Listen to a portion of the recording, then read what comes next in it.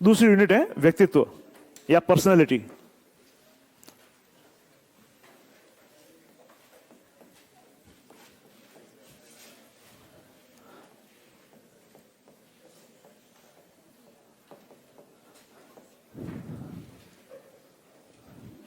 व्यक्तित्व या पर्सनालिटी।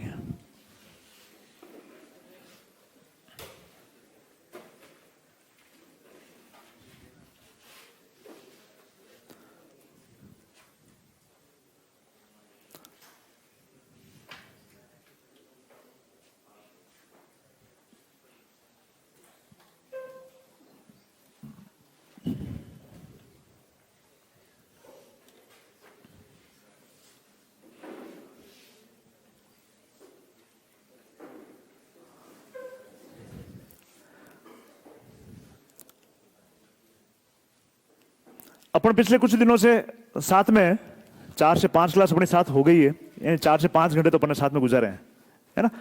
तो अब मैं आपसे पूछना चाहूंगा, मेरे व्यक्तित्व के बारे में आप क्या क्या जानते हैं? मेरे को एक एक शब्द में बताना है ना, एक एक शब्द में बताना है। जो भी बताएगा केवल एक नहीं, केवल पहले हाथ खड़ा करे भाई, यूं नहीं। हाँ बताओ। विनम्र, ठीक है। विनम्रता, ठीक है। चलो और कोई बतावे? एक मिनट है ना, हाँ बोलो बेटा। गुड कम्युनिकेशन, संप्रेषण क्षमता।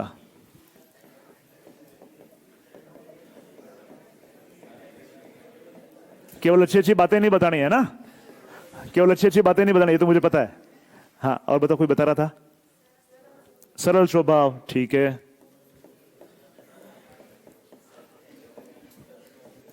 कुछ ज्यादा नहीं हो गया? चलो। हाँ, उद्देश्यपूर्ण जीवन, क्या पता आपको? आपको कैसे पता? तो पहले उद्देश्य से भटका हुआ था तो अब उद्देश्य पता चल गया है। ठीक, उद्देश्यपूर्ण जीवन। हाँ हाँ बिल्कुल, मैं मजाक कर रहा हूं आपसे। चलो एक और बता दो कोई। सहनशीलता, भाई ये तो मेरे को अब पता चल रहा है। इनके बारे में तो लोगों ने कहा है, लेकिन ये 2 गुण तो मेरे को बाड़मेर में आने के बाद पता चले।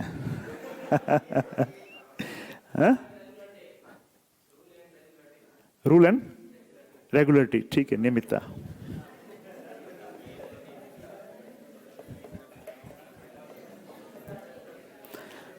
चलो अपन इतनी बात करेंगे। देखो अब ये सारे जो गुण निकले हैं, ये सारे गुण क्या बताते हैं? व्यक्तित्व की विशेषताएं बताते हैं।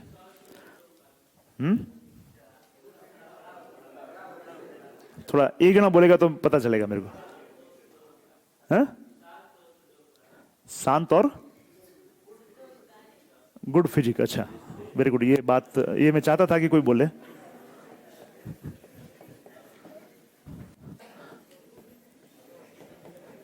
कुछ ज्यादा है लेकिन ठीक है, चलने देते हैं। क्योंकि मकसद हमारा है कि अपन समझ सकें कि व्यक्तित्व क्या है ना। चलो ये देखो यहां पर जो है, ये आपने जो सारे जो विषय बताए हैं, ये सारे जो विषय हैं, ये सारे विषय बताते हैं मेरी भीतर की विशेषताओं को बताते हैं, ठीक है। जबकि जो सुडोल जो बताया है, ये मेरी शारीरिक विशेषता है, इसलिए मैंने इसको महत्व दिया। मैंने कहा चलो ठीक है, बोल रहे हैं नहीं हो लेकिन फिर भी लिख लेता हूं, है ना। ये बताता है शारीरिक विशेषता, ये बताता है मानसिक विशेषता है मेरी, या ये मेरी भीतरी विशेषताओं को बता रहे हैं, ये मेरी शारीरिक विशेषताओं को बता रहे हैं।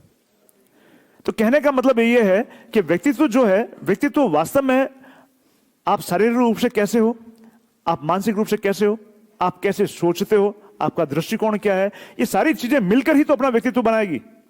ये सारी चीजें मिलकर ही व्यक्तित्व बनाएगी। जैसे जो व्यक्तित्व जो वर्ड आया है, वो एक लैटिन वर्ड है पर्सोना, पर्सोना से आया है। लैटिन वर्ड है पर्सोना, पर्सोना का मतलब होता है मुखौटा। ग्रीस में जब नाटक खेले जाते थे तो उन नाटकों के दौरान जो नाटक के पात्र होते थे, वो उस नाटक के संगत किसी मुखौटा का धारण करता था। पहले मुखौटा को धारण करने के बाद में वो उसका रोल प्ले करता था। तो जो देखने वाले होते थे उससे अपेक्षाएं कैसी करेंगे भाई?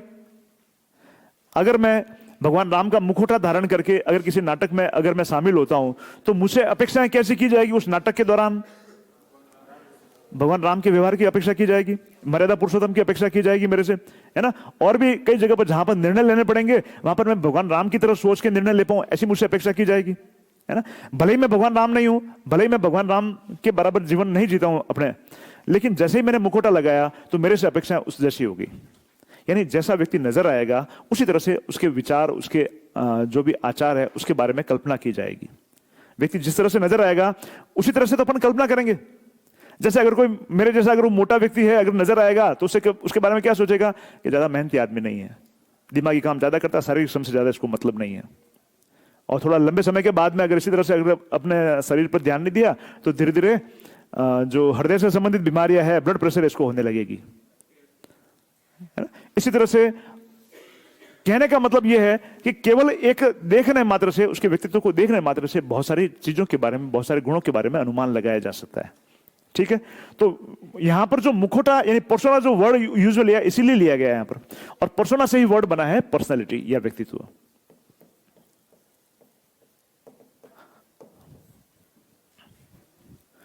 जब भी पर्सनालिटी की बात की जाएगी तो एक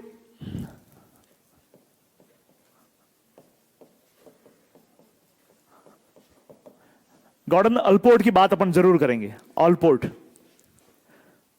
गॉर्डन अल्पोर्ट ने जो परिभाषा दी थी सबसे ज्यादा स्वीकार्य परिभाषा है, व्यक्तित्व की सबसे ज्यादा स्वीकार्य परिभाषा है। इन्होंने बताया था कि किसी भी व्यक्ति के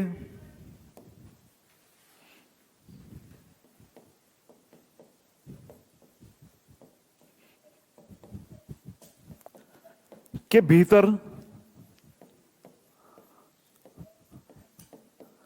मनोशारीरिक तंत्र, जिसको इंग्लिश में साइकोसोमेटिक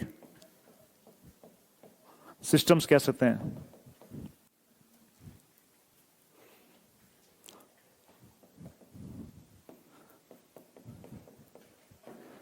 का गत्यात्मक संगठन है या गतिशील जो संगठन है, व्यक्तित्व कहलाता है। समझने की कोशिश करो इसको। जैसा अपन ने यहां पर देखा, ये मैंने बताया कि ये मानसिक टाइप के लक्षण हमें नजर आ रहे हैं, जबकि ये जो है एक प्रकार का शारीरिक लक्षण है ना। कोई व्यक्ति अगर पतला दुबला है तो उसका शारीरिक लक्षण है। किसी व्यक्ति के शरीर में अगर कोई रोग है तो ये शारीरिक प्रकार का लक्षण हो गया, है ना। तो अल्पोर्ट ने ये बताने का प्रयास किया कि किसी भी व्यक्ति के भीतर जो उसका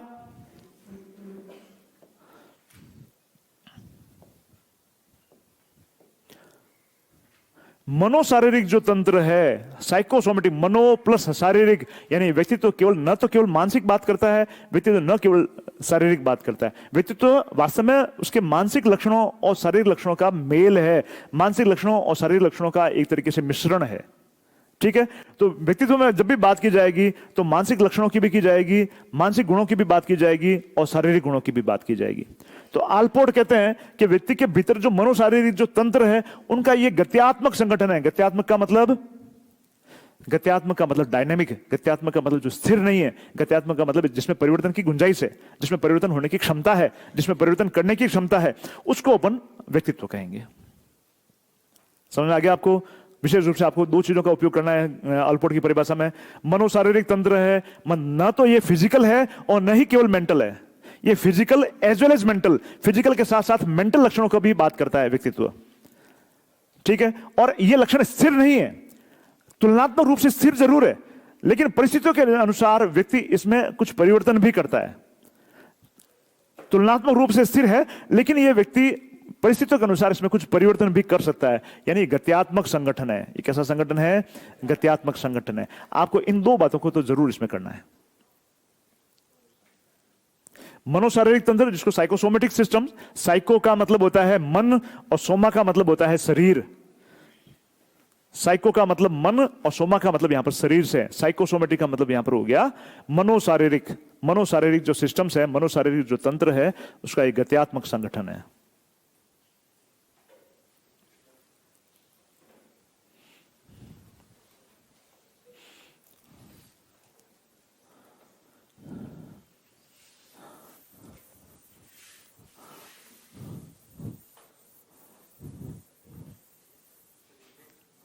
नहीं, ये लिखने की जरूरत ही नहीं थी, जो मिटाया उसको लिखने की जरूरत नहीं थी, जो मिटाया उसको लिखने की जरूरत नहीं थी, इसको अपना और जगह को इस्तेमाल कर लेंगे। अब इस तरीके से अगर आपसे पूछा जाए व्यक्तित्व के विशेषताएं क्या है,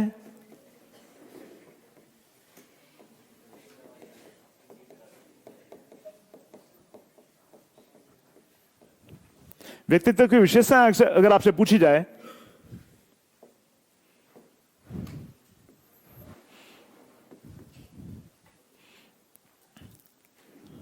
व्यक्तित्व की विशेषता में क्या हो गया, इसमें शारीरिक गुण भी इसमें शामिल है,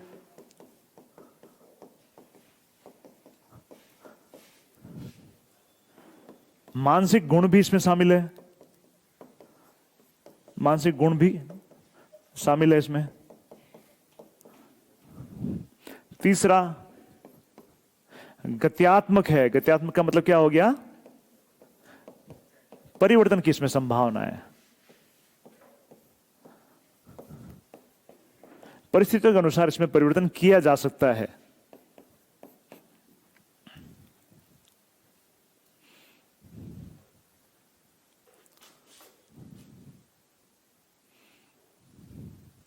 शारीरिक गुण का मतलब अगर कोई मोटा है, कोई पतला है,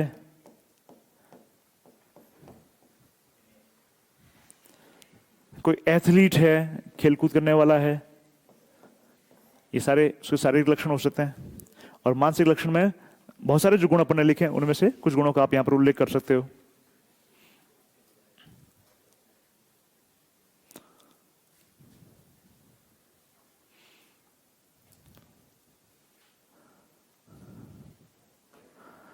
इन व्यक्तित्व के आधार पर अपन व्यवहार की प्रत्याशा करते हैं, व्यवहार की प्रत्याशा।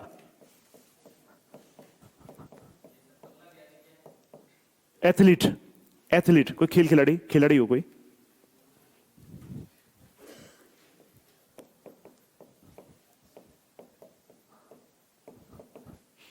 व्यक्ति किस तरह से व्यवहार करेगा उसकी पर्सनैलिटी के आधार पर अपन अनुमान लगा सकते हैं। अगर किसी व्यक्ति की पर्सनैलिटी के बारे में, व्यक्तित्व के बारे में अगर अपन जानते हैं तो उसे किस प्रकार का व्यवहार की अपेक्षा है हम सोच सकते हैं।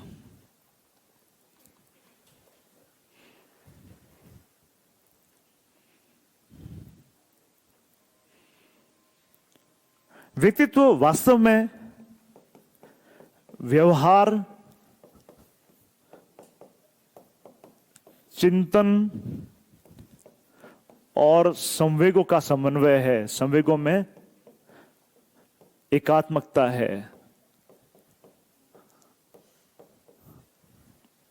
अपन ने पहले भी देखा था, व्यवहार, संवेग और चिंतन, इनमें समन्वय ही व्यक्तित्व को निर्मित करता है। इनमें अगर समन्वय है तो ही व्यक्तित्व निर्मित होता है, तो ही व्यक्तित्व के बारे में अपन बात कर सकते हैं।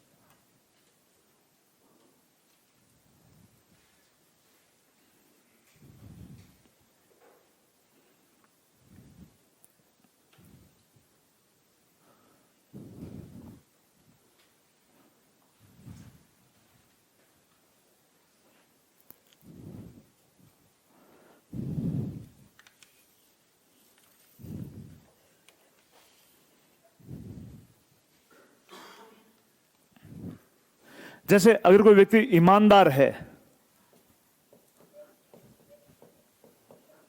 ईमानदार व्यक्ति है तो उसे अपेक्षा की जाती है कि हर परिस्थिति में वो ईमानदार होगा, है ना। ये है इसकी स्थिरता, यानी ये तुलनात्मक रूप से स्थिर है, वो हर परिस्थिति में ईमानदार रहेगा।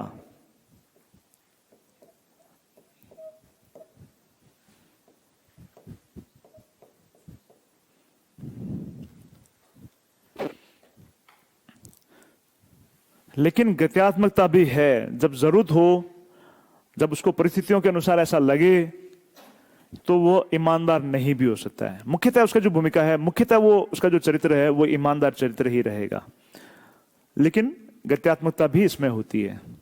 ये इसकी कुछ खास विशेषताएं हैं। व्यक्तित्व की विशेषताएं के बारे में अगर बात की जाए, वैसे 4 विशेषताओं से ज्यादा आपको नहीं लिखना पड़ेगा, लेकिन आप इस तरह से लिख सकते हैं।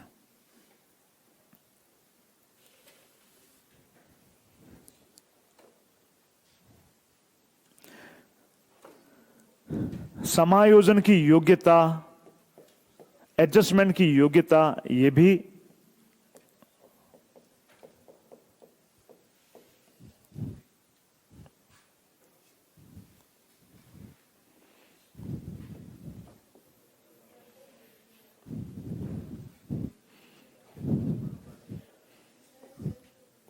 हाँ बोलो, दिखाई नहीं दे रहा? मैं बड़ा कर लेता हूं, बड़ा कर लेता हूं, है ना, कोई नहीं,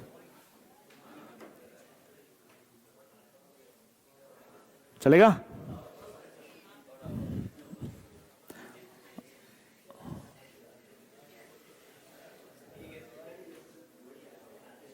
बस ठीक है, इससे ज्यादा नहीं करेंगे, छोटा हो गया और तो ठीक है।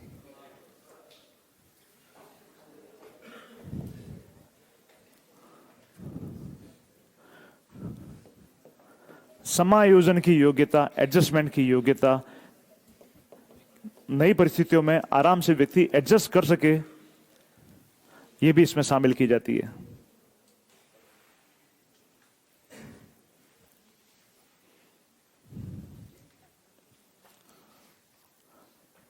व्यक्तित्व में फ्लेक्सिबिलिटी, वैसे गत्यात्मकता की बात कर ली अपने, ठीक है, फ्लेक्सिबिलिटी अपन वो उसमें उसका अर्थ क्लियर है।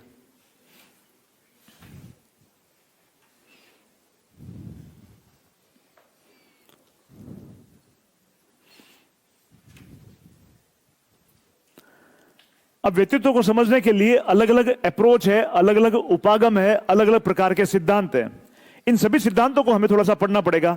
इन सिद्धांतों को समझने के लिए पहले अपन समझते हैं कि सिद्धांत जो दिए गए, उन सभी सिद्धांतों को अपन 2 भागों में डिवाइड कर सकते हैं। आगे बढ़ूं मैं इसको हटा दूं। व्यक्तित्व के जो सिद्धांत है,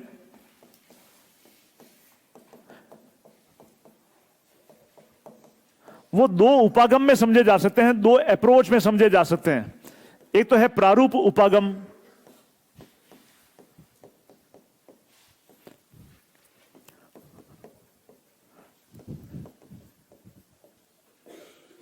टाइप अप्रोच, और सेकंड है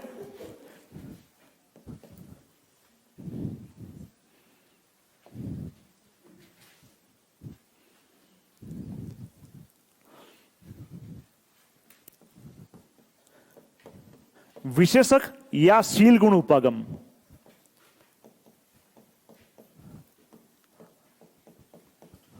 जिसको अपन ट्रेट अप्रोच कहेंगे।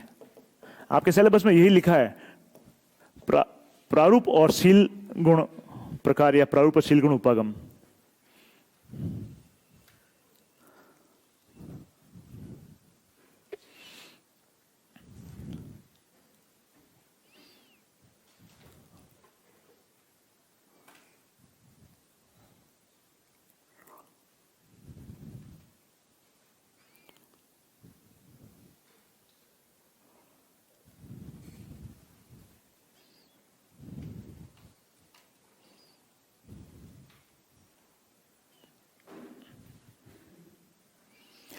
प्रारूप उपागम में सॉरी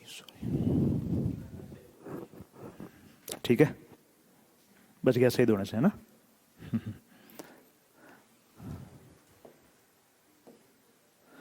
प्रारूप उपागम में व्यक्ति की जो व्यवहारात्मक विशेषताएं हैं,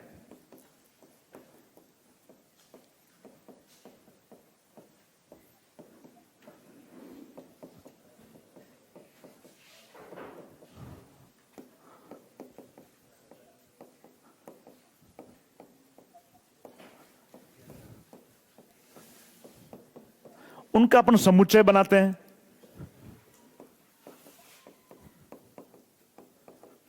व्यक्ति की जो व्यवहारात्मक विशेषताएं हैं और साथ ही उसकी जो शारीरिक विशेषताएं हैं, शारीरिक विशेषताओं का एक समुच्चय बनाते हैं अपन, और समुच्चय बना के दूसरे व्यक्ति को उनसे तुलना करते हैं।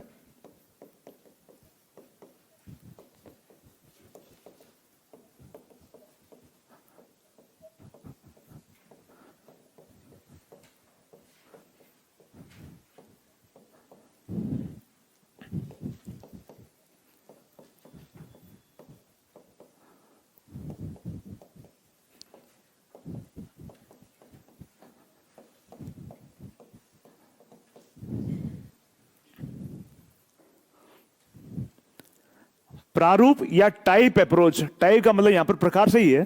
यहां पर जो साइकोलॉजिस्ट है, साइकोलॉजिस्ट ने क्या किया, व्यक्ति की जो व्यवहारात्मक विशेषताएं हैं या जो शारीरिक विशेषताएं हैं, शारीरिक विशेषताओं को एक लिस्ट बना ली, शारीरिक विशेषताओं को एक लिस्ट बना के उनको क्लब किया, उनका समुच्चय बनाया कि एक व्यक्ति में ये विशेषताएं मिलती है, 5 विशेषताएं 7 विशेषताएं जो भी हो सकती है वो मिलती है, दूसरे प्रकार के व्यक्ति में इसी प्रकार की विशेषताएं मिलती है। इस तरह से समुच्चय बना लिए।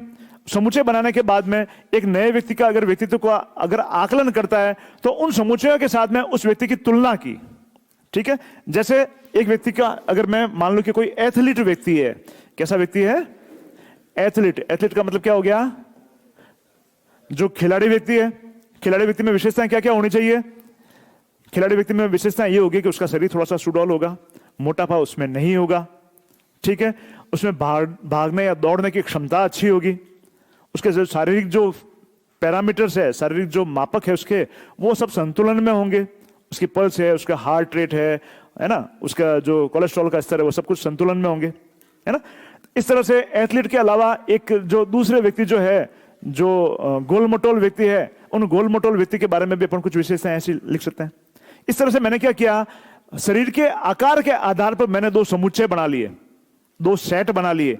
पहला सेट क्या बताता है कि एथलीट व्यक्ति कैसा होता है, दूसरा सेट क्या बताता है कि गोल-मटोल व्यक्ति कैसा होता है, उसमें क्या क्या लक्षण होते हैं। 2 तरह के मैंने समुच्चय बना दिए। ठीक है, अब मेरे सामने किसी भी प्रकार का अगर व्यक्ति आता है तो उस व्यक्ति के व्यक्तित्व की विशेषताएं मैं इन 2 पैरामीटर के आधार पर देखता हूं कि वो एथलीट है या गोल-मटोल व्यक्ति है। ठीक है ना, और उसके आधार पर मैं उसके व्यक्तित्व के बारे में कुछ धारणाएं बनाता हूं, उसके व्यक्तित्व के बारे में मैं कुछ विचार बनाता हूं। इस प्रकार से जो क्लासिफिकेशन है, इस प्रकार से किसी व्यक्तित्व के जानने के बारे में जो प्रयास किया जाता है, वो सब प्रारूप उपागम में आएंगे। वो सब किस में आएंगे, प्रारूप उपागम में आएंगे। प्रारूप का मतलब यहां पर वही प्रकार से है, प्रकार का मतलब यहां पर जो सिद्धांत सारे बने, इसमें आने वाले सारे सिद्धांत इसी तरीके से बने, इसमें आने वाले सारे सिद्धांत इसी तरीके से बने हैं कि उन्होंने क्या किया है, उन साइकोलॉजिस्ट ने या जो भी जो विद्वान थे उन्होंने क्या किया है, व्यक्ति की जो व्यवहारात्मक विशेषताएं या जो शारीरिक विशेषताएं, उनकी एक सूची बना ली कि इस प्रकार के व्यक्ति में ये विशेषताएं मिलती है, इस प्रकार के व्यक्ति में ये विशेषताएं मिलती है। उन सूचियों के आधार पर उन सूचियों को मिलाकर एक सेट बना लिया, एक समुच्चय बना लिया, उनका एक संग्रह बना लिया कि इसमें 5 विशेषताएं, इसमें 7 विशेषताएं, इस तरह से बता लिया।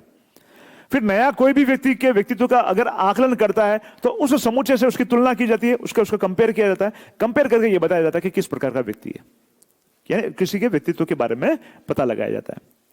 इस प्रकार से जो भी सारे सिद्धांत बने वो सारे के सारे प्रारूप उपागम है। वो सारे के सारे क्या है, प्रारूप उपागम है। इसमें बहुत सारे अलग अलग प्रकार के सिद्धांत अपन पढ़ेंगे, लेकिन अभी हम क्या बात कर रहे हैं, प्रारूप उपागम कौन से हैं और विशेषज्ञ या शीलगुण उपागम कौन से हैं। इसके कंपैरिजन में अगर अपन बात करें शीलगुण उपागम की,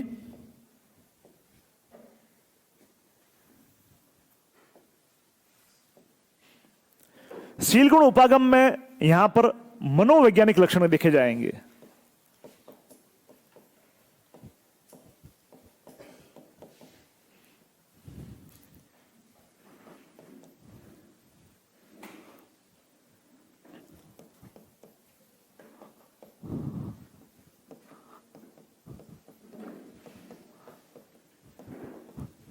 जैसे आपने मेरी कुछ विशेषताओं में कुछ पहले जो लक्षण बताए तो वो सारे के सारे कैसे मनोवैज्ञानिक है। तो मनोवैज्ञानिक लक्षणों के आधार पर अगर व्यक्तित्व का वर्गीकरण किया जाने वाले जो सिद्धांत हैं वो सारे के सारे सिद्धांत विशेषज्ञ शीलगुण सिद्धांत हैं। शीलगुण का मतलब यहां पर व्यक्ति की विशेषता से संबंधित है, व्यक्ति की मनोवैज्ञानिक विशेषताओं से संबंधित है। व्यक्ति की मनोवैज्ञानिक विशेषताओं को अगर आधार बनाकर अगर सिद्धांत दिया जाता है तो वो सारे के सारे कैसे सिद्धांत हो गए, शीलगुण सिद्धांत या विशेषक सिद्धांत हो गए, या जिसको इंग्लिश में ट्रेड थ्योरी कहेंगे। टाइप में व्यवहारात्मक और शारीरिक लक्षणों के बारे को आधार बनाया जाता है, जबकि इसमें अपन किसको आधार बना रहे हैं? मनोवैज्ञानिक लक्षणों को अपन आधार बना रहे हैं। व्यवहारात्मक या जो शारीरिक लक्षण है उनमें परिवर्तन होता है, हो सकता है। मनोवैज्ञानिक सिद्धांत या मनोवैज्ञानिक जो लक्षण है वो तुलनात्मक रूप से उनकी तुलना में ज्यादा स्थिर होते हैं। जैसे अभी अपन ने ईमानदार की बात कही थी। ईमानदार व्यक्ति हर परिस्थिति में ईमानदारी से ही निर्णय लेता है, ईमानदारी से ही कार्य करता है ना।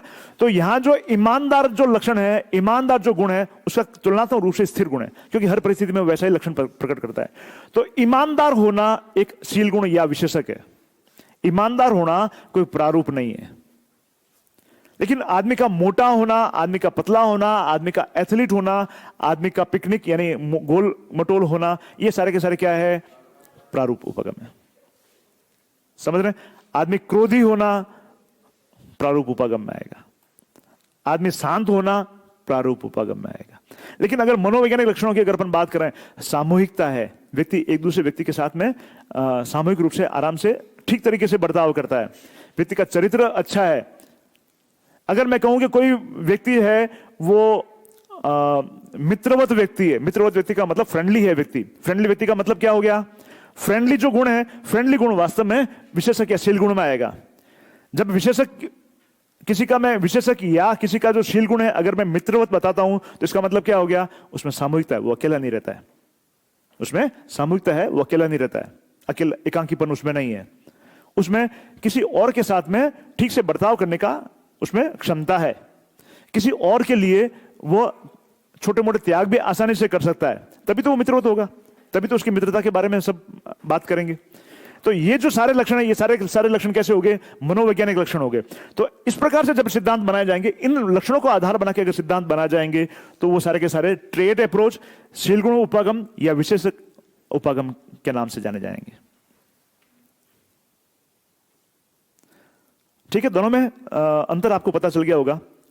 अब एक साइकोलॉजिस्ट है कि नहीं, कोई भी सिद्धांत पूर्ण रूप से प्रारूप उपागम नहीं है, कोई भी सिद्धांत पूर्ण रूप से शील गुण उपागम नहीं है। तो उन्होंने एक नए प्रकार के सिद्धांत, मिश्रित प्रकार के उपागम भी देने का प्रयास किया, अंतर क्रियात्मक उपागम देने का प्रयास किया। तीसरा अपन उपागम लिख सकते हैं इसमें, अंतर क्रियात्मक उपागम।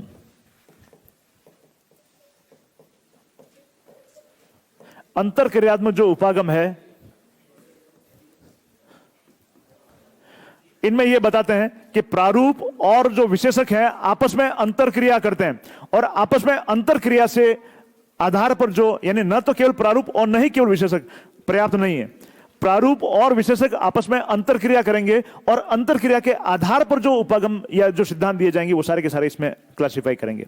हालांकि इसमें कोई सिद्धांत अपन नहीं पढ़ने वाले हैं, अपन इन दो में सिद्धांत पढ़ने वाले हैं, क्योंकि हमारे सिलेबस में टाइप एंड ट्रेट अप्रोच या प्रारूप और शील गुण सिद्धांत ही लिखा हुआ है।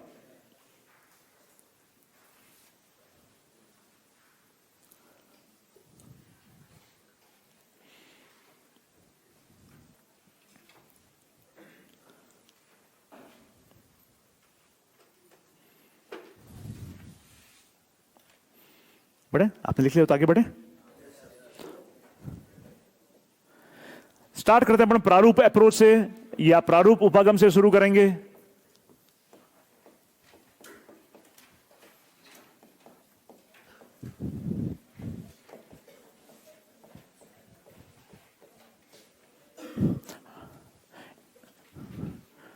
कैसे ये उपागम बना है, ये तो अपने बात कर ही ली है। इसमें क्या है, अभी अपन ने जो लिखा है वही अपन दोहरा लेते हैं।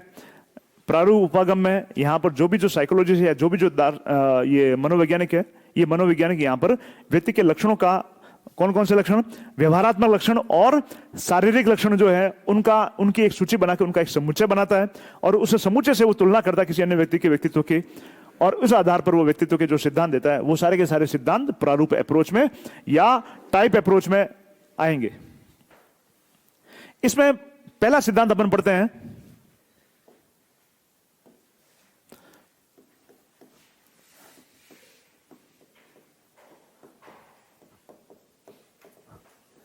हिप्पोक्रेटस का सिद्धांत।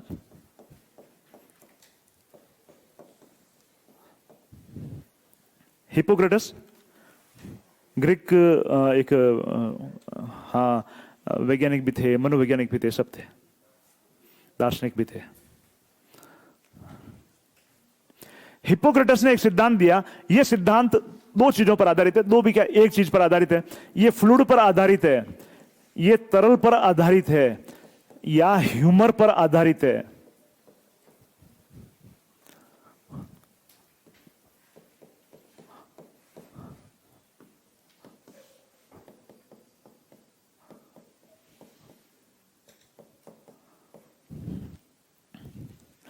फ्लूइड यानी तरल, ह्यूमर यानी द्रव, एक ही बात है दोनों।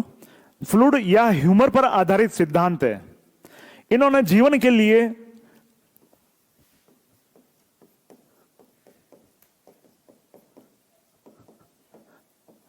आवश्यक जो तरल या ह्यूमर या फ्लूइड जो है, चार माने। पहला रक्त यानी ब्लड, दूसरा श्लेष्मा जिसको अपन कफ कह सकते हैं, तीसरा पित्त है, लेकिन पित्त में भी इन्होंने दो बता दिए, एक तो काला पित्त और एक पीला पित्त। इन्होंने कहा कि ये चार तरह के द्रव्य है, चार तरह के पदार्थ है, चार तरह के फ्लूइड है।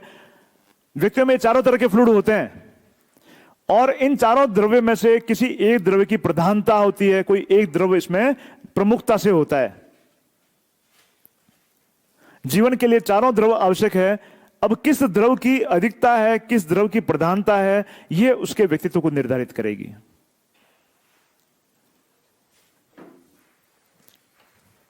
ये चारों ही आवश्यक है।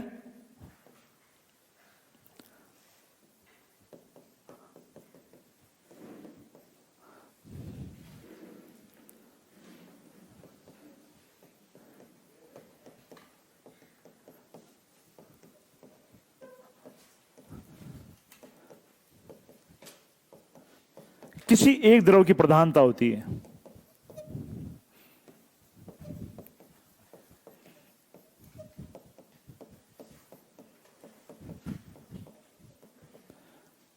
यह द्रव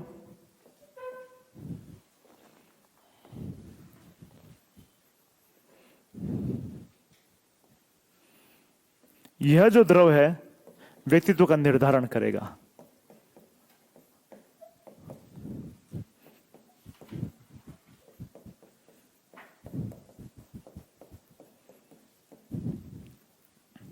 तो इन द्रव के, चार द्रव के आधार पर उन्होंने चार प्रकार के व्यक्ति बताए, चार प्रकार के व्यक्तित्व बताए इन्होंने।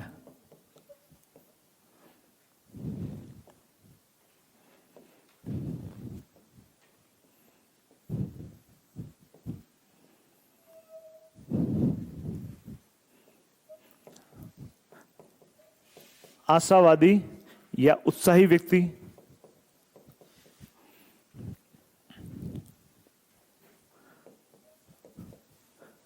निराशावादी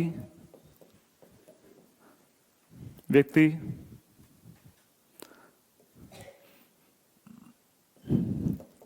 मंद व्यक्ति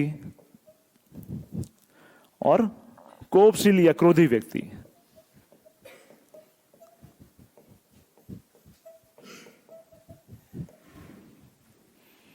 चार प्रकार के व्यक्ति इन्होंने बताने का प्रयास किया। भाई चाय पीता रहूं साथ में, आपके साथ में चलेगा? ठीक है। चार प्रकार के व्यक्ति इन्होंने बताने का प्रयास किया।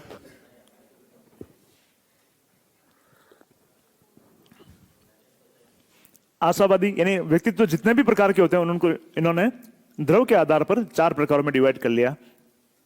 पहला है आशावादी या उत्साही व्यक्ति। उन्होंने बताया कि आशावादी और उत्साही व्यक्ति में रक्त की प्रधानता होती है। कौन से द्रव की प्रधानता होगी? रक्त द्रव की प्रधानता होगी।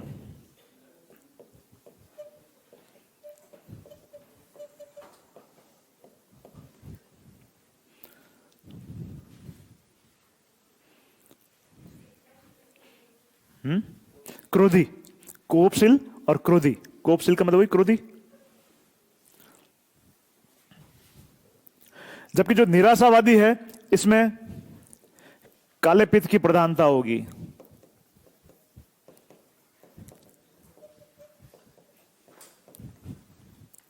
और मंद व्यक्ति में कफ या श्लेष्मा की प्रधानता होगी।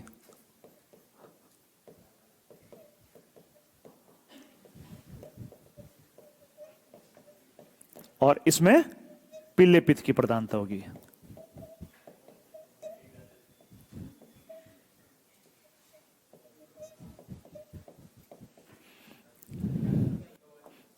एक मिनट बेटा, लास्ट में कोपशील और क्रोधी।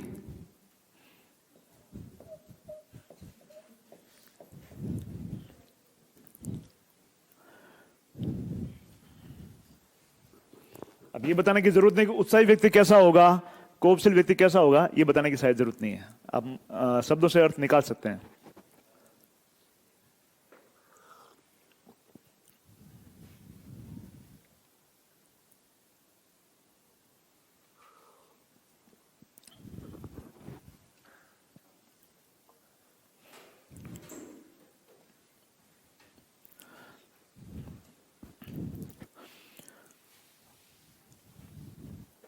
ऐसा ही सिद्धांत हमारे सनातन संस्कृति में भी दिया जाता है।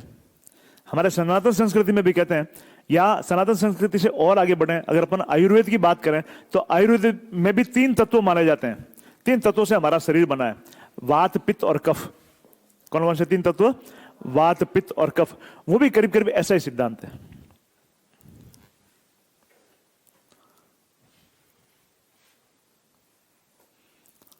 जिस द्रव की प्रधानता होगी उस द्रव के आधार पर ही व्यक्तित्व का निर्माण होगा, ये बताने का, ये सिद्धांत बताने का प्रयास कर रहा है।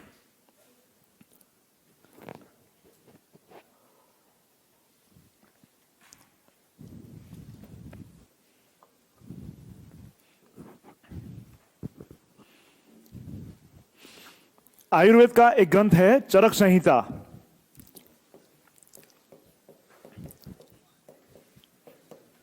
आयुर्वेद का ग्रंथ है चरक संहिता। यह भी इसी तरह से त्रिदोष की बात करता है। ये त्रिदोष कौन से हैं? वात पित्त और कफ।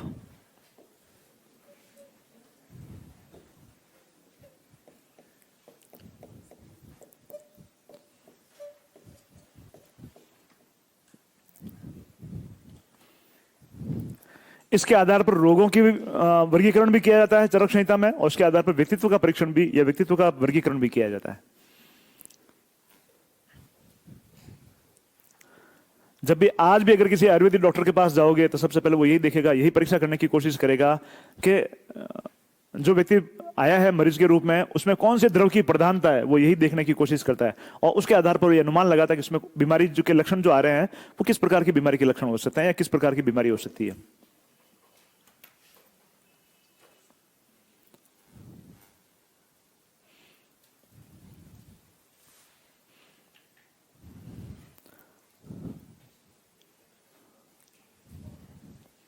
नेक्स्ट है सिद्धांत, आगे बढ़े।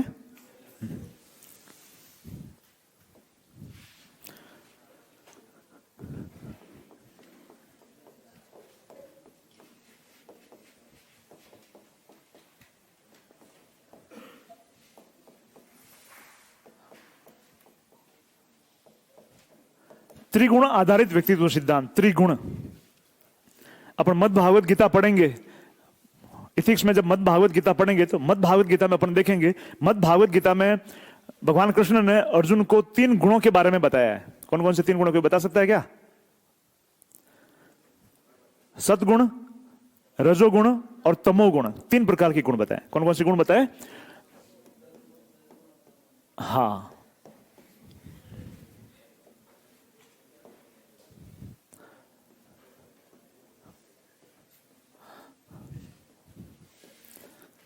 सत्वगुण, रजोगुण और तमोगुण।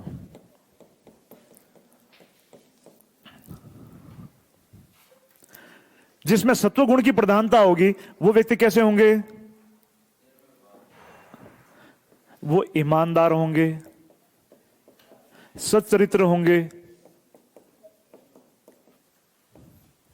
आशावादी होंगे,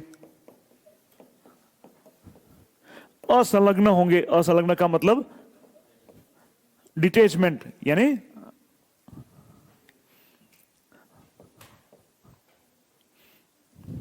असंलग्न वर्ड ज्यादा ठीक है।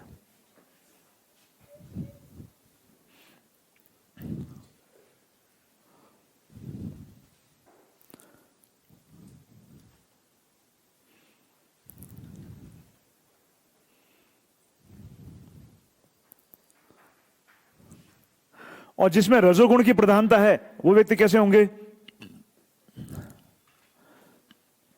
क्रोधी होंगे,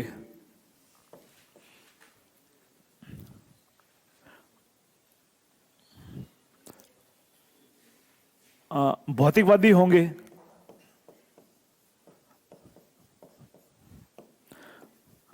अर्थोपार्जन के लिए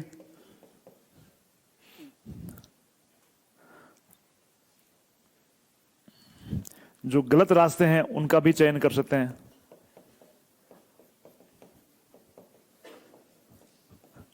ये कुछ रजोगुण जैसे व्यक्तियों के कुछ चिन्ह अपन कह सकते हैं। जबकि जो तमोगुण के जो लोग हैं, तमोगुण के लोग कैसे होंगे? निराशावादी होंगे, अवसादग्रस्त होंगे,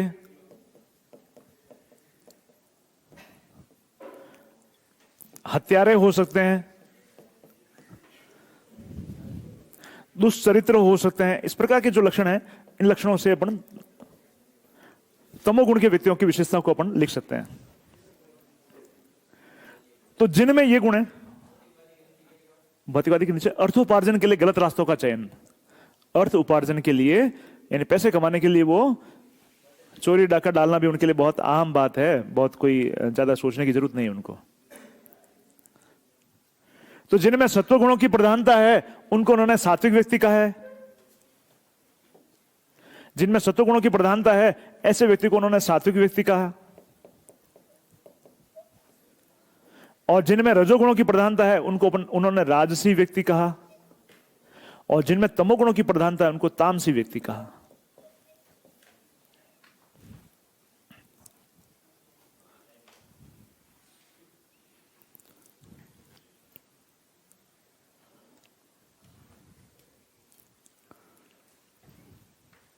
ये सब अपन टाइप, अप्रोच, प्रारूप, उपागम ही पढ़ रहे हैं।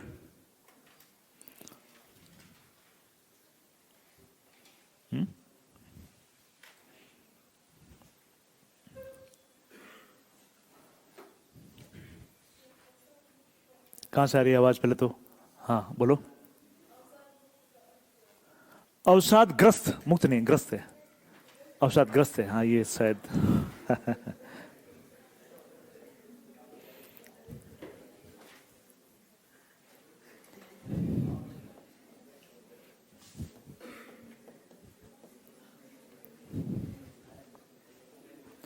भाई आरएस नहीं निकलता ना, तब तो मेरी राइटिंग सुधारने की गुंजाइश थी। अब निकल गया, अब गुंजाइश नहीं है इसमें सुधार की। अब इसमें सुधार की कोई गुंजाइश नहीं है।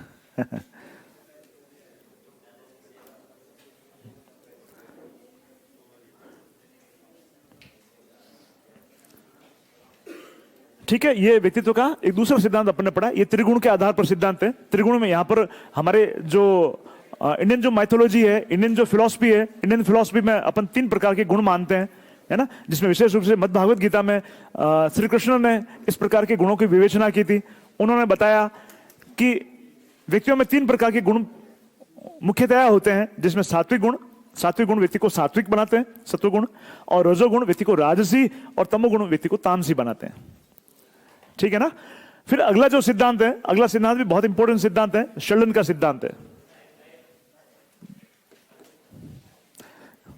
चाय खत्म हो गई भैया, क्या कह रहे हो?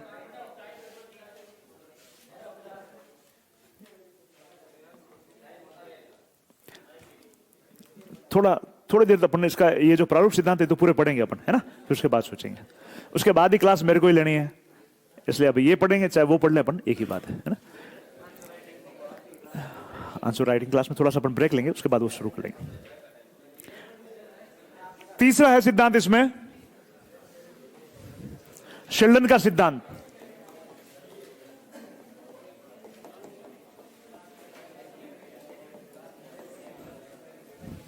शेल्डन का सिद्धांत, जो मनोवैज्ञानिक शेल्डन थे, इन्होंने यहां पर अपने 3 प्रकार के व्यक्ति बताए।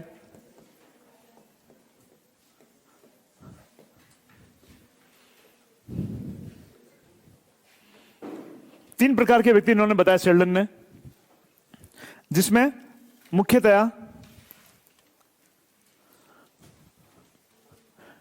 एंडोमॉर्फिक,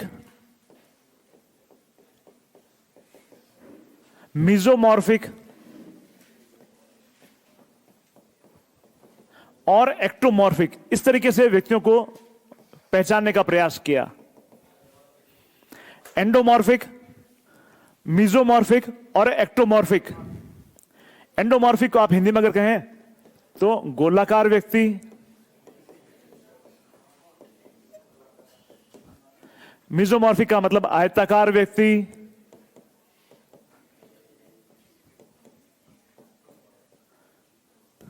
और एक्टोमॉर्फिक का मतलब दुबला पतला व्यक्ति, रेखाकार।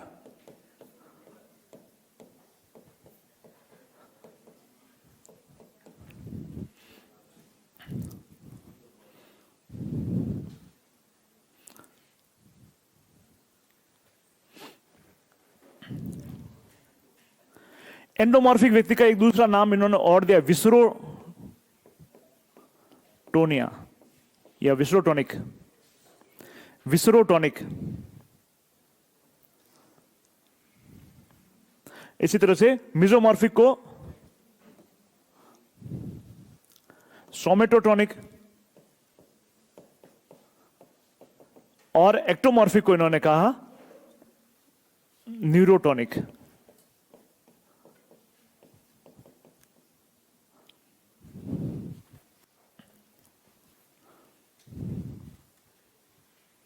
विसरोटोनिक, सोमेटोटोनिक और न्यूरोटोनिक, इन तीन नामों से भी उन्होंने पुकारा। ज्यादा अच्छा है कि आप इसके इंग्लिश के नाम भी जरूर याद करें। एंडोमॉर्फिक, मिजोमॉर्फिक और एक्टोमॉर्फिक, ये जरूर याद करें। इनको समझाने के लिए अपन केवल डायग्राम बनाएंगे, उन डायग्राम के आधार पर आप आराम से समझ लेंगे।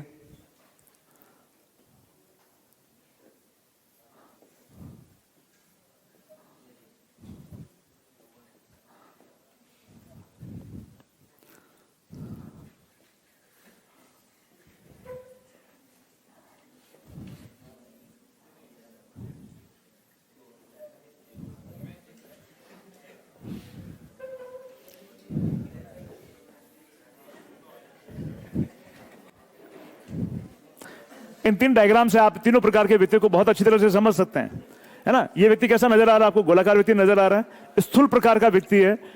भारी भरकम व्यक्ति स्थूल प्रकार का व्यक्ति है, ठीक है। जबकि ये व्यक्ति कैसा है? सुडौल व्यक्ति है। आयताकार का मतलब यहां पर ये होगा कि मस्कुलर व्यक्ति है ना। और ये व्यक्ति बिल्कुल पतला दुबला व्यक्ति है ना। इन शारीरिक लक्षणों के आधार पर उन्होंने तीन प्रकार के व्यक्ति बताए, एंडोमॉर्फिक, मिजोमॉर्फिक और एक्टोमॉर्फिक।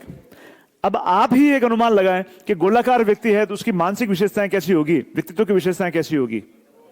थोड़ा मस्त मौला होगा, किसी भी चीज की टेंशन नहीं लेने वाला। टेंशन नहीं लेता तो शरीर कैसे बनता है ना। बहुत शिथिल प्रकार का व्यक्ति होगा, किसी काम की जल्दबाजी नहीं है, उसको आराम से करेगा। जल्दबाजी करता, भागदौड़ करता तो शायद अपने शरीर को इतना अच्छा नहीं बना पाता, है ना। तो इस प्रकार के व्यक्ति को अपन इस तरह से समझ सकते हैं। ये कैसे व्यक्ति होंगे? ये व्यक्ति होंगे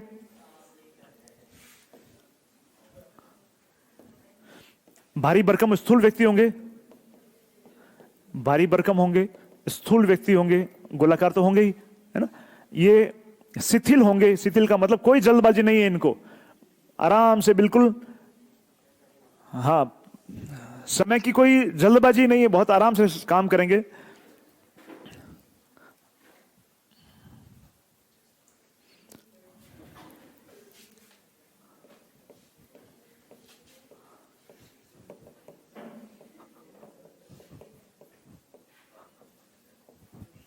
अनुशासन इसमें शायद नहीं होगा, हो भी सकता है, लेकिन अधिकतर ये मानते हैं अनुशासन नहीं होगा। इस प्रकार के व्यक्ति होंगे।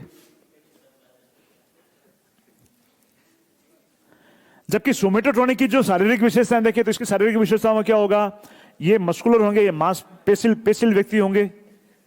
पेशिल का मतलब मस्कुलर व्यक्ति होंगे, सुडौल होंगे, उत्साही होंगे, अनुशासन प्रिय होंगे,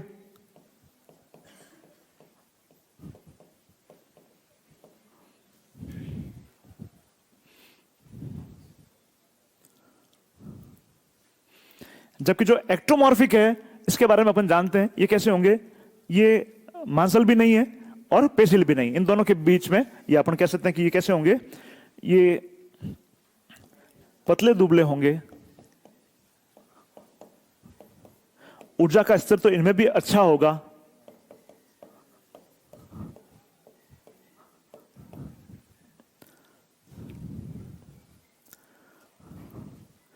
चिंता अधिक करते होंगे,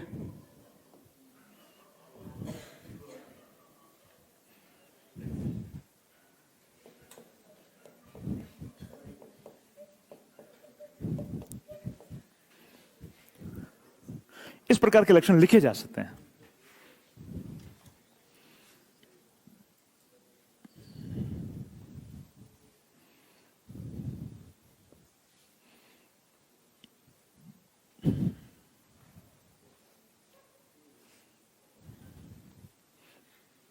और ये माना जाता है कि जो पतले दुबले व्यक्ति हैं ज्यादा कलात्मक होते हैं,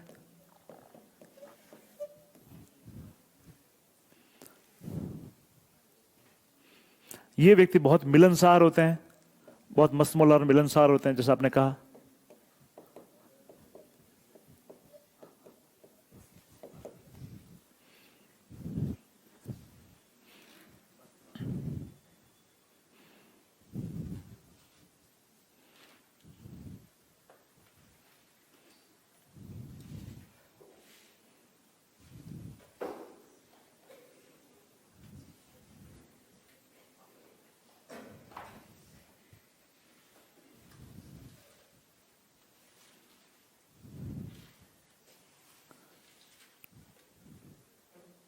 ठीक है, ये सिद्धांत आप आराम से याद रख लोगे। नाम जो यहां पर जो व्यक्तियों के जो नाम है वो गोलाकार, आयताकार और दुबला पतला व्यक्ति तो आप याद रखेंगे ही, लेकिन मेरी ये रिक्वेस्ट है आपसे कि आप एंडोमॉर्फिक, मिजोमॉर्फिक और एक्टोमॉर्फिक को भी याद रखें, है ना। ये जो शब्द खुद कह रहे हैं, एंडोमॉर्फिक का मतलब खुद का विकास किया जा रहा है, फैला जा रहा है, ठीक है। मिजोमॉर्फिक का मतलब है मध्यस्थ है, ये अपने मसल्स का विकास करेगा, थोड़ा एथलीट टाइप का होगा, जबकि एक्टोमॉर्फिक है वो बिल्कुल पतला दुबला व्यक्ति है। आगे बढ़े, इसको हटाऊं।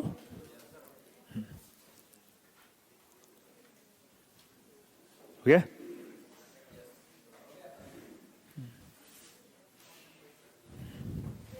नेक्स्ट है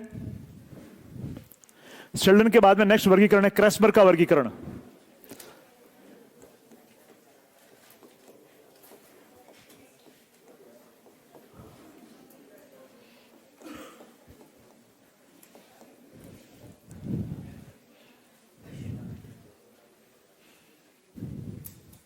क्रेस्मर का सिद्धांत या क्रेस्मर का वर्गीकरण, क्रेस्मर ने भी इसी आधार पर बताए थे। क्रेस्मर का जो वर्गीकरण का जो आधार है वो भी लगभग यही था। इन्होंने क्या किया, व्यक्तियों को 4 प्रकारों में डिवाइड कर लिया।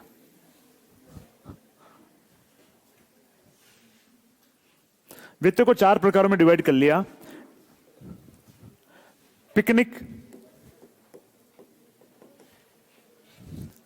एस्थेनिक, एथलेटिक और डिस्प्लास्टिक।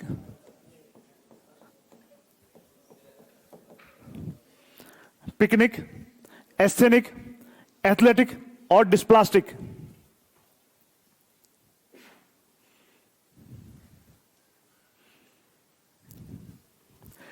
पिकनिक वैसे ही है जैसा अभी अपन ने पढ़ा था, मिजोमॉर्फिक कैसे, सॉरी एंडोमॉर्फिक कैसे होते हैं, वैसे ही होते हैं।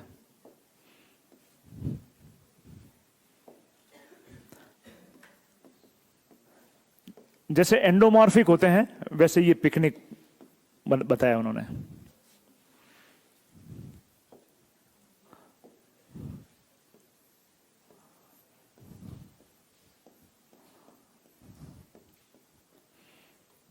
ये पिकनिक प्रकार के व्यक्ति होंगे। अब विशेषता क्या क्या होगी जो आपने एंडोमॉर्फिक में लिखी है वो सारी यहां लिख सकते हैं आप। स्थूल प्रकार के व्यक्ति होंगे, शिथिल व्यक्ति होंगे, समय की उपेक्षा करेंगे, मस्तमौला होंगे और मिलनसार होंगे। ये कुछ विशेषताएं आप यहां पिकनिक में भी लिख सकते हैं।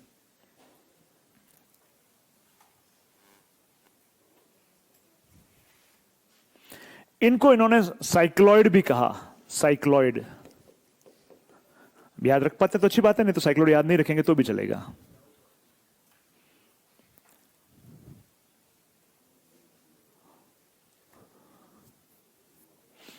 जबकि दूसरे प्रकार के जो व्यक्ति है, इनको इन्होंने साइजॉइड कहा है।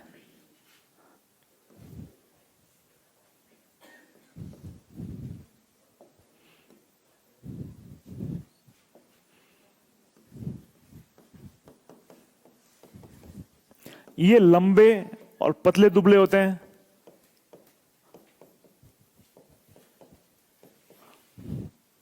ये अपनी सामाजिक जिम्मेदारियों से दूर भागने वाले व्यक्ति होते हैं।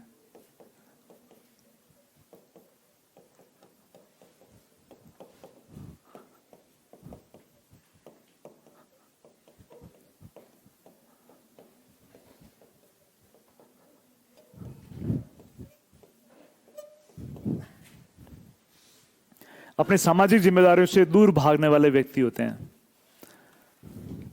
जबकि जो एथलेटिक व्यक्ति होते हैं वो वैसे ही होते हैं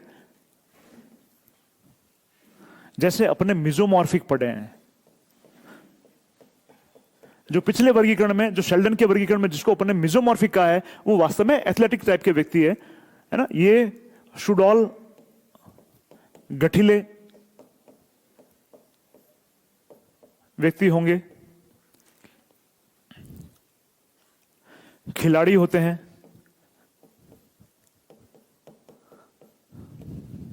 अनुशासन प्रिय होते हैं,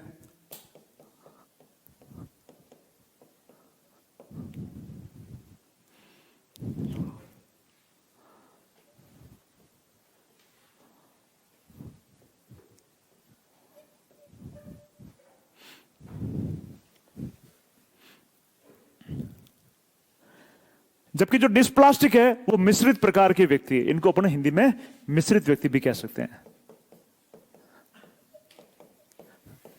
जिसको किसी भी एक प्रकार में अपन डिवाइड नहीं कर सकते, इन तीनों में से किसी में भी डिवाइड नहीं कर सकते। वो डिस्प्लास्टिक या मिश्रित प्रकार के व्यक्ति है, जिसमें तीनों प्रकार के लक्षण हमें नजर आते हैं एक साथ। वो डिस्प्लास्टिक या मिश्रित प्रकार के व्यक्ति कहलाएंगे। तो पिकनिक, एस्थेनिक, एथलेटिक और डिस्प्लास्टिक, ये चार प्रकार बताए थे क्रैशमर ने। जबकि शेल्डन ने क्या क्या बताया था? एंडोमॉर्फिक, मिजोमॉर्फिक और एक्टोमॉर्फिक, ये शेल्डन ने बताए थे। अच्छा, त्रिगुण के आधार पर व्यक्ति सात्विक, राजसी और तामसी व्यक्ति।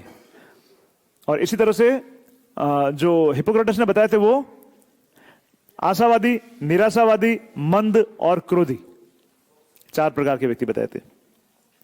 फिर अगला वर्गीकरण इसमें जुंग का वर्गीकरण।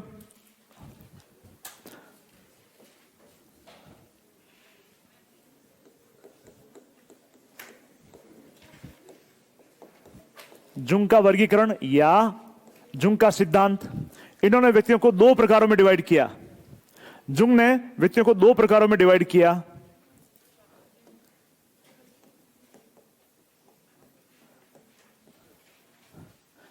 बहिर्मुखी और अंतर्मुखी।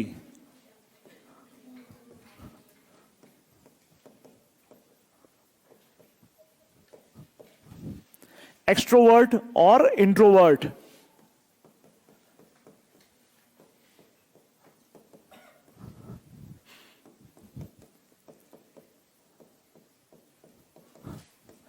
एक्सट्रोवर्ट और इंट्रोवर्ट, दो प्रकार के व्यक्ति इन्होंने बताए।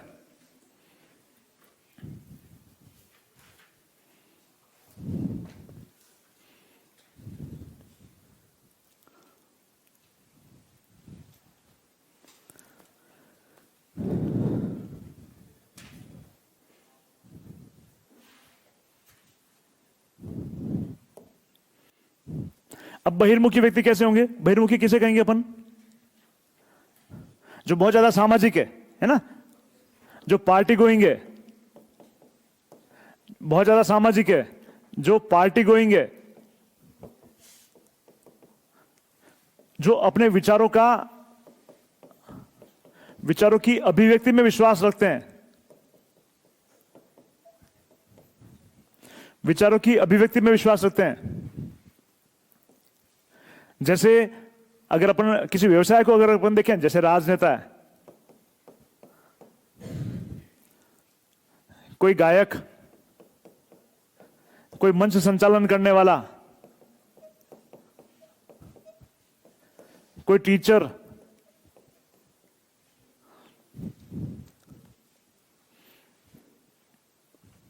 ये बहिर्मुखी प्रकार के व्यक्ति होते हैं। जबकि अंतर्मुखी प्रकार के व्यक्ति जो है वो अपने भीतर ही रहते हैं, उसको सामाजिकता से ज्यादा मतलब नहीं है, वह न तो व्यक्तियों से ज्यादा मिलता जुलता है,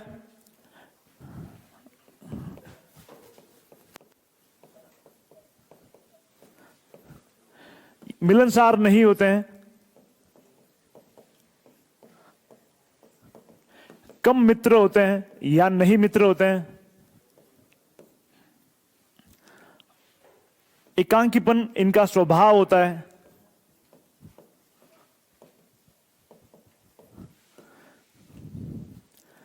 गैदरिंग में जहां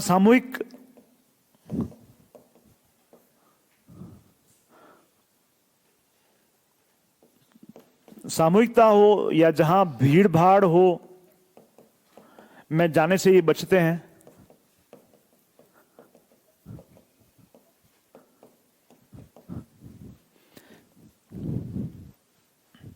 इस प्रकार के जो व्यक्ति हैं वो इंट्रोवर्ट है। जुंग ने ये क्लासिफिकेशन दिया। जुंग ने बताया कि दो तरह के व्यक्ति होते हैं, बहिर्मुखी और अंतर्मुखी, एक्सट्रोवर्ट और इंट्रोवर्ट। शब्द यही याद कर लो, ये हिंदी और इंग्लिश में शब्द कई बार पूछा भी जा सकता है, प्रशासनिक शब्दों में ये पूछे भी जा सकते हैं।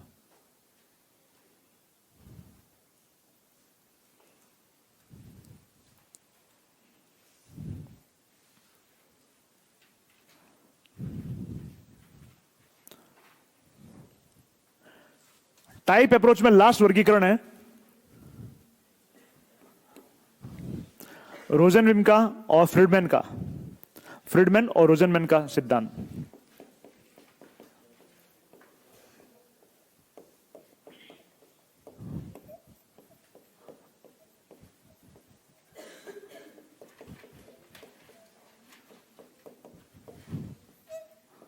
फ्रीडमैन और रोजनमैन का सिद्धांत, फ्रीडमैन और रोजनमैन का सिद्धांत।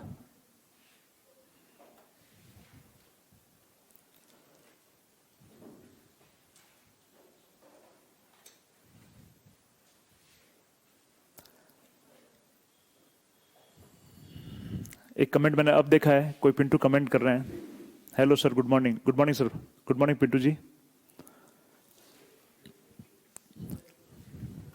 फ्रीडमैन और रोजनमैन का जो सिद्धांत है, फ्रीडमैन और रोजनमैन ने व्यक्तियों को दो प्रकारों में डिवाइड किया, टाइप ए और टाइप बी।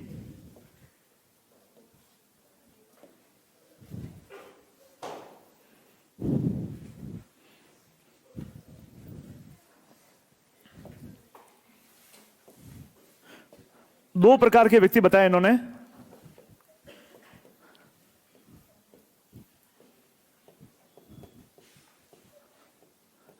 टाइप ए और टाइप बी। दो प्रकार के व्यक्ति इन्होंने आइडेंटिफाई किए।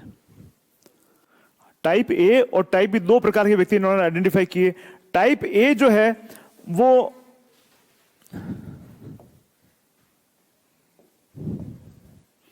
टाइप ए के व्यक्ति में उच्च स्तरीय अभिप्रेरण होता है, यानी खुद ही सेल्फ मोटिवेटेड होते हैं, इसको अभिप्रेरित करने की जरूरत नहीं होती है।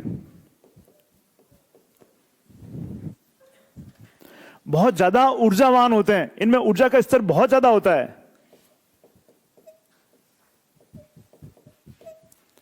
जब ऊर्जा का ज्यादा होता है, ऊर्जा का स्तर ज्यादा होता है, तो आदमी में एक तरीके से जल्दबाजी होती है। आदमी जो है बहुत सारे काम का बोझ अपने ऊपर ले लेता है और लगातार काम किए जाता है। तो जब लगातार काम किया जाएगा, काम उसके पास ज्यादा होगा तो समय का अभाव होगा। तो इन व्यक्तियों के पास में हमेशा समय का अभाव होता है। कार्य की अधिकता होती है, समय का अभाव होता है। कार्य की अधिकता होती है और समय का अभाव होता है। जब कार्य इतना ज्यादा है, समय नहीं है इनके पास में, तो धीरज इनके पास में नहीं होता है, धैर्य बिल्कुल नहीं होता है। धैर्य का भी अभाव होगा इनमें धैर्य का भी अभाव होगा।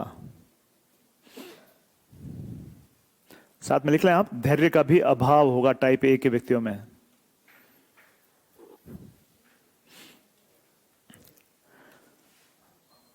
इतनी जल्दबाजी करने वाले लोगों का ब्लड प्रेशर हमेशा ज्यादा रहता है, तो इनमें बीपी इनका हाई रहेगा। नहीं दिख रहा है? मैं इसको मिटा के अगले वाले पेज पे ले लूं, जूम कर लो, जगह कम हो जाएगी भाई। चलो करते हैं।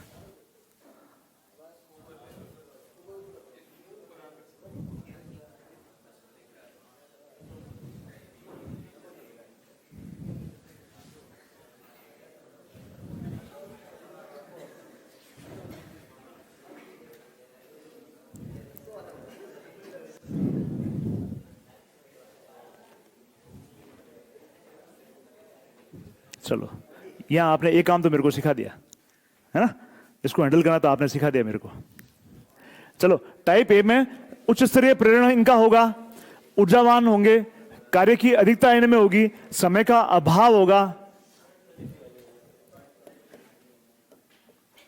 धैर्यहीन होंगे, इनमें धैर्य अधिक नहीं होगा। इनमें अगर बीमारी की बात की जाए तो ब्लड प्रेशर इनका ज्यादा रहेगा, ब्लड प्रेशर इनका ज्यादा रहेगा। जबकि जो टाइप बी व्यक्ति है इसके उलट होंगे। इसके उलट कैसे होगा? ये निराशावादी होंगे, इनको बार बार किसी न किसी उत्प्रेरण की जरूरत पड़ेगी, बार बार कोई आके मोटिवेशन का कोई लेक्चर देवे तब जाके ये एक्टिव होंगे, तब जाके इनका ऑन वाला खटका दबेगा, है ना। निराशावादी होंगे। बहुत धैर्य है, धैर्य का मतलब काम ही क्या करना है, धैर्य ही है। अब काम है तो काम हो तो जल्दबाजी हो ना, काम ही नहीं इनके पास में, धैर्य खूब होता है। बस बस वो साथ में लिख लो। वैसे इसका उल्टा लिखना है आपको, है ना। कार्य की इनके पास में कमी है और टाइम तो खूब पड़ा है।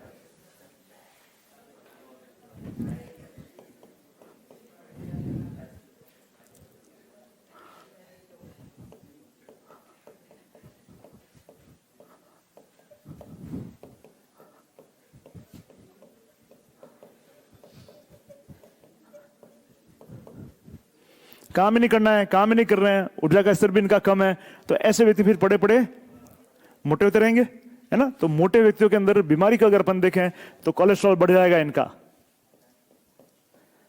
कोलेस्ट्रॉल बढ़ेगा, है ना। हार्ट डिजीज है उनकी संभावना इसमें ज्यादा होगी, हार्ट डिजीज की संभावना इनमें ज्यादा होगी।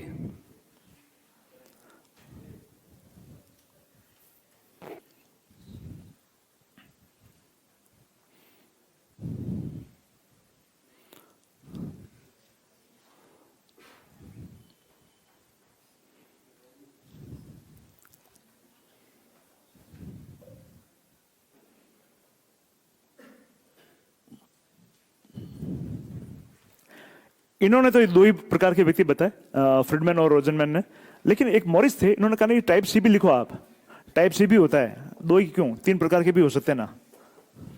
तो इन्होंने टाइप सी भी बताया। टाइप सी किसने बताया? मॉरिस ने बताया। हालांकि वो ज्यादा इसके बारे में नहीं बता पाए, इन्होंने बस केवल इतना बताया कि टाइप सी के व्यक्तियों में इनके अलावा दूसरी प्रकार की बीमारियां, जैसे जिसमें कैंसर जैसी बीमारियों की संभावना जिसमें ज्यादा होती है, वो टाइप सी प्रकार के व्यक्ति होते हैं, जो इन दोनों से थोड़े अलग होते हैं। कैंसर जैसे, हालांकि इसमें कोई आधार उन्होंने नहीं दिया, किस आधार पर उन्होंने कहा ये नहीं बताया उन्होंने, लेकिन उन्होंने उस समय की जितनी समझ उपलब्ध थी उस आधार पर उन्होंने ये बताया कि टाइप सी प्रकार के व्यक्ति भी होते हैं जिनमें कैंसर जैसे बीमारियों की संभावना अधिक होती है।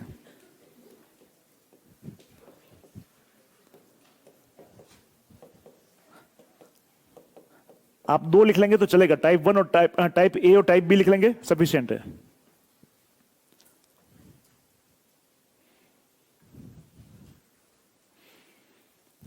और किसी ने टाइप डी भी बताया, और टाइप डी में जो है वो अवसाद वाले व्यक्ति इसमें रखे।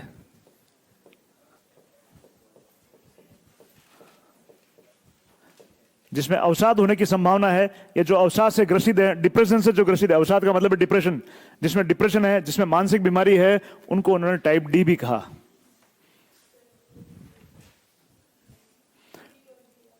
सी का मतलब इसमें बीमारी के आधार पर उन्होंने बताने का प्रयास किया। जैसे इसमें अपन बीमारी के आधार पर इसमें बीपी ज्यादा रहती है, इसमें अपन ने देखा कोलेस्ट्रॉल ज्यादा होगा और हार्ट की बीमारियां इसमें ज्यादा होगी, ठीक है।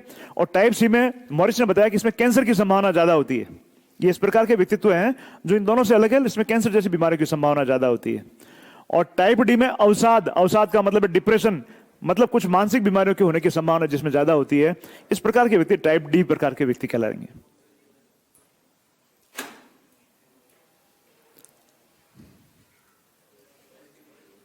ये सारे जो भी अपन ने आज सिद्धांत पढ़े हैं वो सारे के सारे टाइप अप्रोच में आएंगे।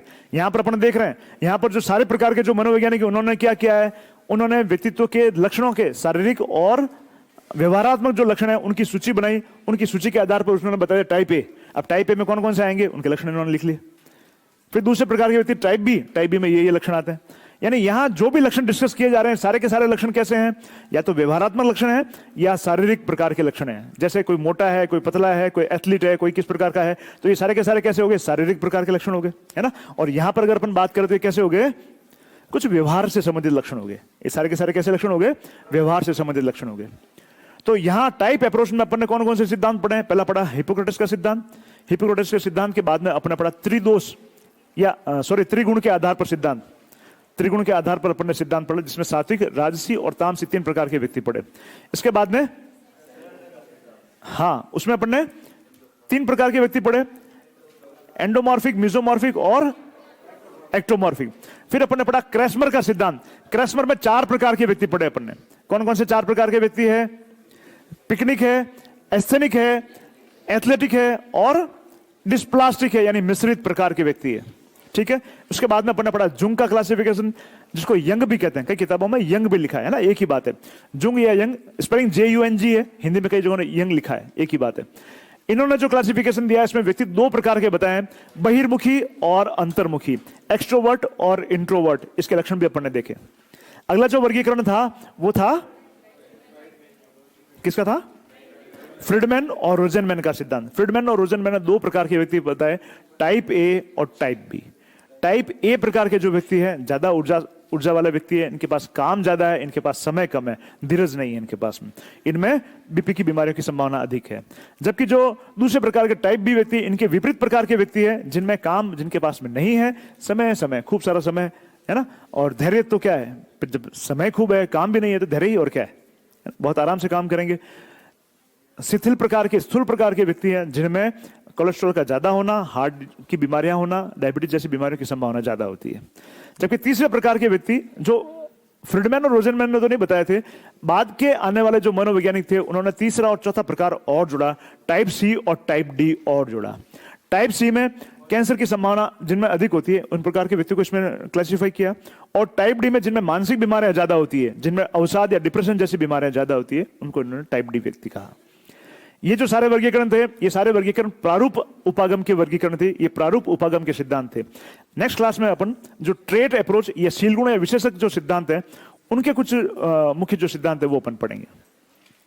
आज की क्लास में अगर कोई डाउट है तो पहले पूछें, उसके बाद अपन इस क्लास को एंड करेंगे। किसी भी सिद्धांत को अगर वापस समझना है तो आप पूछ सकते हैं।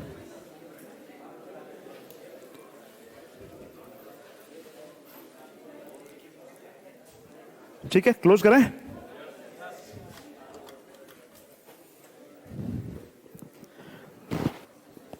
11:34 हो रहे हैं, 11:34 हो रहे हैं, 11:40 पे अपन वापस मिलेंगे, ठीक है। कोई एक जना बोलेगा तो